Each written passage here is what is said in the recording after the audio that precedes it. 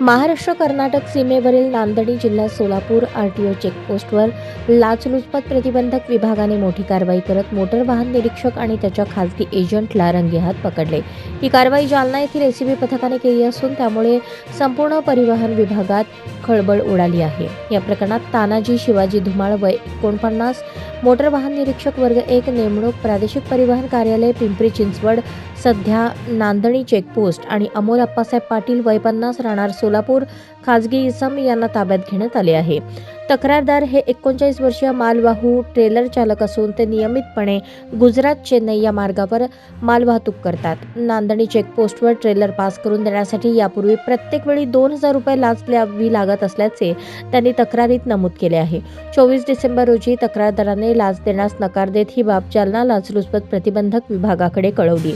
25 डिसेंबर 2025 रोजी करण्यात आलेल्या पडताळणीत तक्रारदार पंचासह आरोपी तानाजी धुमाळ यांच्या कक्षात गेला असता त्यांच्या समोर बसलेल्या खाजगी इसम अमोल पाटील याने गाडी पास करण्यासाठी 3000 रुपयांची मागणी केली।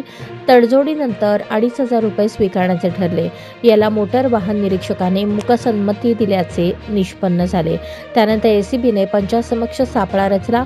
तक्रारदाराकडून 2500 रुपये लाच स्वीकारून ती रक्कम मोटर वाहन निरीक्षकाच्या समोरील टेबलच्या ड्रॉवरमध्ये ठेवताच एसीबी पथकाने दोन्ही आरोपींना रोकडसह ताब्यात घेतले।